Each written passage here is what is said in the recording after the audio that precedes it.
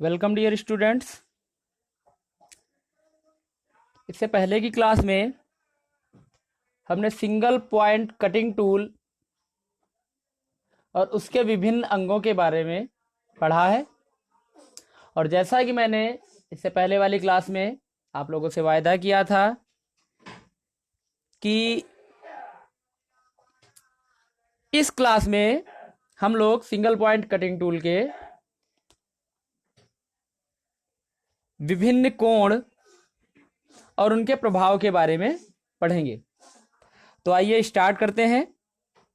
Single point cutting tool के मुख्य कोण और उनके द्वारा उत्पन्न किया गया प्रभाव। तो generally single point cutting tool के मुख्य 7 कोण होते हैं और इन 7 कोणों के बाद में एक नासिका त्रिज्या भी होती है। वो 7 कोण कौन कौन से होते हैं मैं आप लोगों को बता दूं। पहला अवनमन या रैक कोण, फिर ओष्ठ या लिप कोण। अवनमन या रैक कोण को अल्फा जबकि ओष्ठ या लिप कोण को बीटा से प्रदर्शित किया जाता है।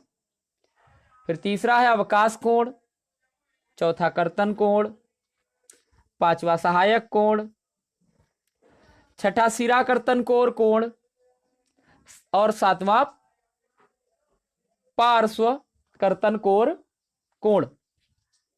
और जैसा मैंने पहले बताया इसके बाद में 8वीं होती है हमारी नासिका त्रिज्या। तो आइए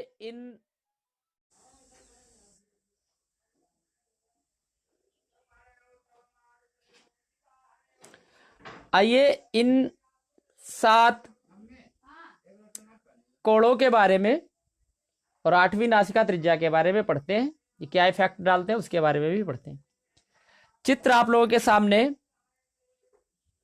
दिखाई पड़ रहा होगा। आप लोग अच्छे से चित्र को बना लीजिए। पहला हेडिंग डालते हैं अवनमन या रैक कोण। अवनमन या रैक कोण जो होता है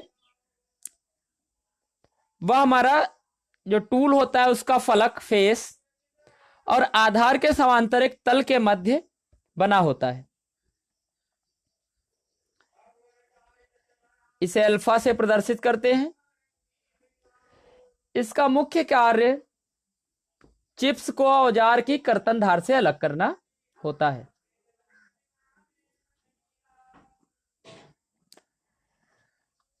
रैक कोण हमारे 3 प्रकार के होते हैं: धनात्मक रैक, शून्य रैक और ऋणात्मक रैक। यदि औजार का फेस कर्तन कोण से दूर नत होता है, स्लोप लिए होता है और औजार की साइड या बैक साइड की तरफ झुका होता है तो उसे हम धनात्मक रैक कोण कहते हैं। सेम यही अगर औजार का जो फेस है वह बिल्कुल भी रैक कोण प्रदान ना किए हो तब उसे हम शून्य रैक कहते हैं। एवं ऋणात्मक कोण वह होता है जब फलक को इस पर अपघर्षित किया जाए और यह बिंदु से ऊपर की ओर तिरछा हो तब इसे हम ऋणात्मक रैक कोण कहते हैं।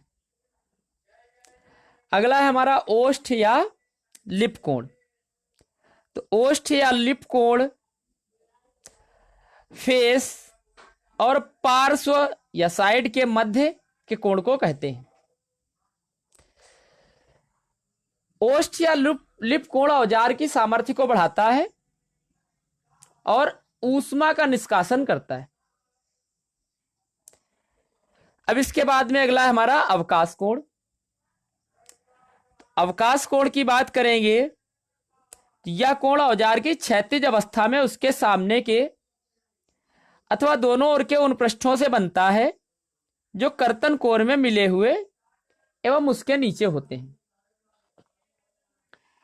अगर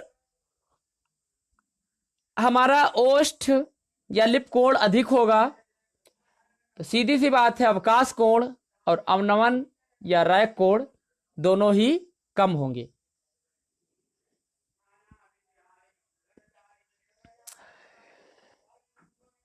अवकाश या रैक कोण जाप पर या वर्कपीस पर औजार के घर्षणात्मक खिंचाव पर अंकुश लगाता है और तैयार सतह पर औजार को रगड़ने से बचाता है।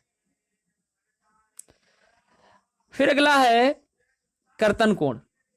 यह वास्तविक रूप में टूल के फेस और जो मशीन्ड सरफेस होती है इस पर स्पर्शी रेखा के मध्य कर्तन बिंदु पर निर्मित होता है।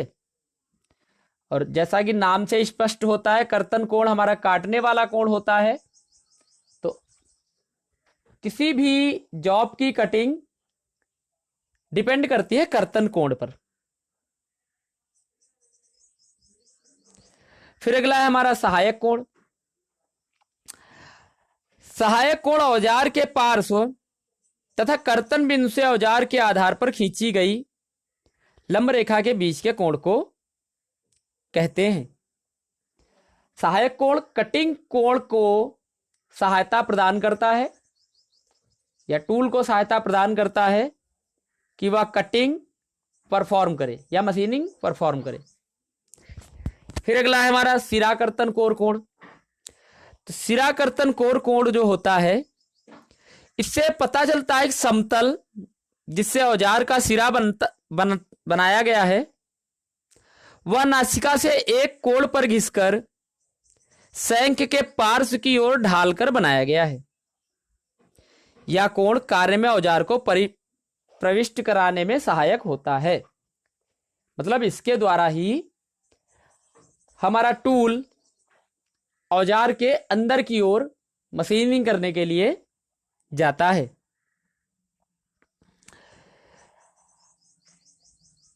खरादन मशीन के लिए पार्श्व कर्तन कोर को सिरा कर्तन कोर कोण की बात चल रही है अभी। तो कार्य में औजार को प्रविष्ट कराने में पहली बात तो सहायक होता है, अतः कार्य औजार कार्य को काटता है। और दूसरा इसका मुख्य कार्य जो होता है जॉब के विरुद्ध टूल को अग्र कर्तन कोर को रगड़ने में बचाता है। जो हमारा अग्र वाला जो कर्तन कोर होता है उसको टूल के अग्र कर्तन कोर को रगड़ने से बचाता है। अब बात करेंगे सातवां और अंतिम कोण की, तो वह हमारा पार्श्व कर्तन कोर कोण। तो पार्श्व कर्तन कोर कोण जो होता है इससे उस समतल का पता चलता है जिससे औजार का फ्लैंक या साइड बनाया गया है या शंख की साइड से एक कोण पर घिसकर बनाया गया है। खरादन मशीन के लिए पार्श्व कर्तन कोर कोण 0 से 90 डिग्री तक चेंज होता रहता है, लेकिन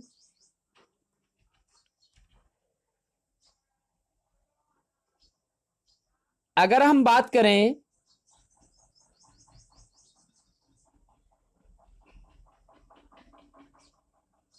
सामान्य प्रयोगों के लिए तो इसका मान 15 डिग्री ही होता है। अगर इसका मान हम अधिक बढ़ा देते हैं तो कम मोटाई वाले जो कार्यखंड है वर्कपीस है उस पर बेंडिंग और चैटरिंग हो सकती है। इसके अन्य कार्य टूल की एज बढ़ाता है, मतलब टूल की आयु बढ़ाता है। सरफेस एज जो होता है, सरफेस की धार जो होता है उसको सुधारता है, या हम कहें सरफेस पृष्ठ परिष्कृत जो है उसको वह सुधारता है। और इस कोण के द्वारा ही सबसे अधिक कटाई की जाती है। अगला है हमारा नासिका त्रिज्या। जब नासिका हमने बनाई थी, नोज बनाई थी, तो हमने बताया था कि ये कुछ वक्राकार होती है, सर्किलनुमा वक्राकार होती है। सिरा कर्तन कोर तथा पार्श्व कर्तन कोर के मिलान बिंदु को वक्राकार नासिका त्रिज्या के रूप में बनाया जाता है। इसके मुख्य कार्य निम्न हैं। पहला, जो भी टूल पे कर्तन बल लगते हैं इस त्रिज्या के कारण या वक्राकार होने के कारण बल टूल पर कम लगता है। अगला, जितनी ज्यादा नासिका त्रिज्या होगी उतनी ही ज्यादा हमें सरफेस फिनिशिंग मिलेगी और टूल की लाइफ बढ़ जाएगी। अगर यह कर्तन करते टाइम नासिका त्रिज्या एक पॉइंट के रूप में होती, मतलब वक्राकार नहीं होती, तो जितनी भी हमारी हीट डेवलप होती, जितना भी हमारा वर्क होता, जितना भी हमारा फोर्स लगता, वह केवल एक पॉइंट पे लगता। लेकिन इसके वक्राकार होने के कारण जितना भी फोर्स लगता है उसका